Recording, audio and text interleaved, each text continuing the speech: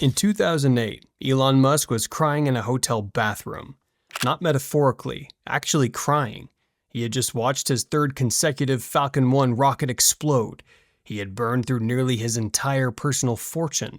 Tesla was weeks away from collapse. SpaceX had enough money for the one final launch attempt. One. And if that failed, both companies were dead. And Elon Musk would go down in history as the guy who lost two fortunes trying to do things everyone told him were impossible. Yesterday, that same man became the first trillionaire in human history. This is that story. Let's go back to the beginning, because you cannot fully appreciate what just happened without understanding how close none of it came to existing. Elon Musk made his first fortune the old-fashioned way. He built something people wanted and sold it. In 1999, he co-founded X.com, an online payment company that eventually became PayPal. When eBay bought PayPal in 2002, Musk walked away with $180 million.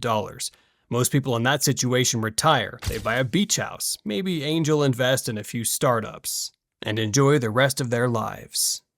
Musk looked at $180 million and saw rocket fuel. He had one obsession that nobody around him took seriously. He believed humanity needed to become a multi-planetary species to survive long-term, and he believed the only way to make that happen was to dramatically cut the cost of getting to space.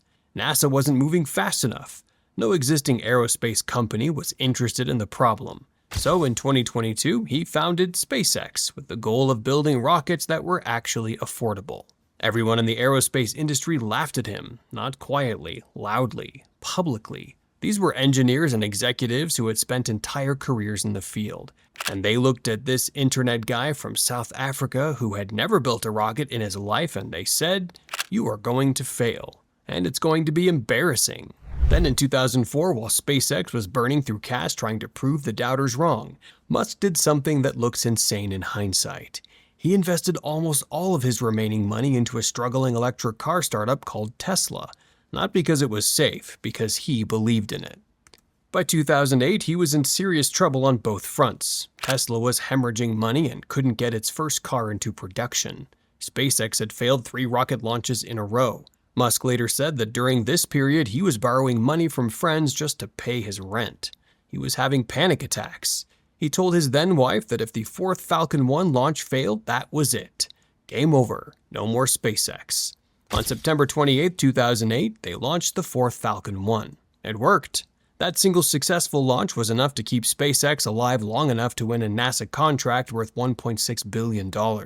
That contract saved the company, and with SpaceX stabilized, Musk was able to focus enough energy on Tesla to push through its own near-death experience.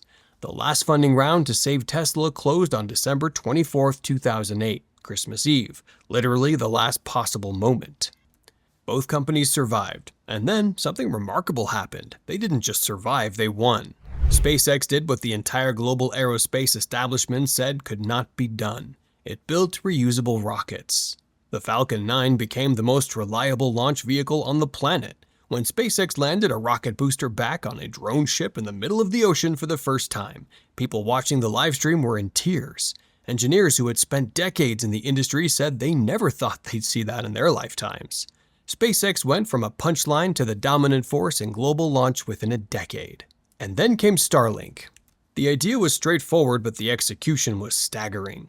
Put thousands of small satellites into low Earth orbit and beam high-speed internet directly to anyone on the planet. Farmers in the middle of nowhere, ships in the middle of the ocean, military units in active combat zones. Starlink quietly became one of the most important infrastructure companies on Earth, and almost nobody outside the tech world was paying attention until it started showing up in war coverage from Ukraine.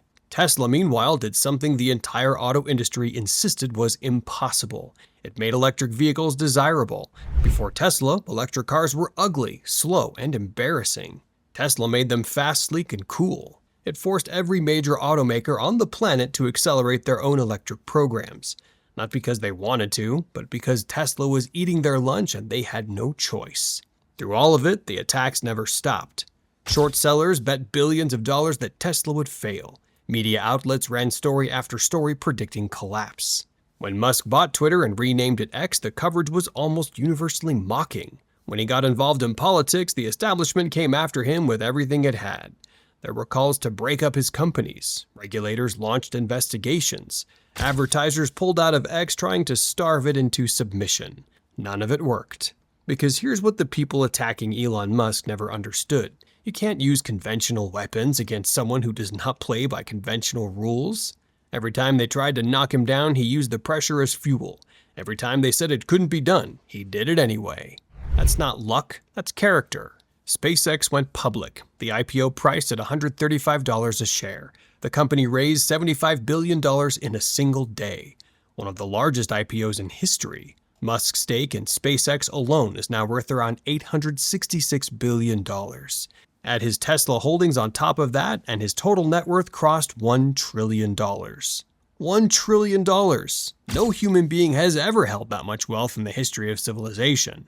Not the robber barons of the early 20th century. Not the oil sheiks. Not the tech billionaires of the last 2 decades. Nobody. Elon Musk is the first. To put that in terms that actually mean something, there are only about 20 countries on Earth with an economy bigger than one man's net worth. Sweden, smaller than Musk. Taiwan, a technology powerhouse with 23 million people, smaller than Musk. The combined fortunes of Jeff Bezos, Larry Page, Sergey Brin, and Larry Ellison don't add up to what Musk is worth today. And here's the part that critics conveniently leave out when they make their speeches about inequality and oligarchy. Musk did not inherit this. He did not stumble into it. He took a fortune he had already earned, bet it all on 2 companies everyone said would fail, survived bankruptcy by a matter of weeks, and then spent the next 15 years outworking, outthinking, and outlasting every competitor, every regulator, and every media outlet that wanted to see him fall. That's not a cautionary tale, that's the American story.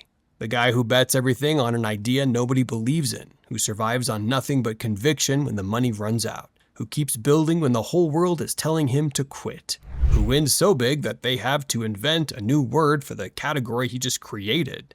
In 2008, he was crying in a hotel bathroom wondering if he had destroyed everything. Yesterday, he became the first trillionaire in human history. They told him it was impossible. Every single step of the way, they told him it was impossible. And every single step of the way, he proved them wrong. Remember that next time someone tells you your ideas are crazy.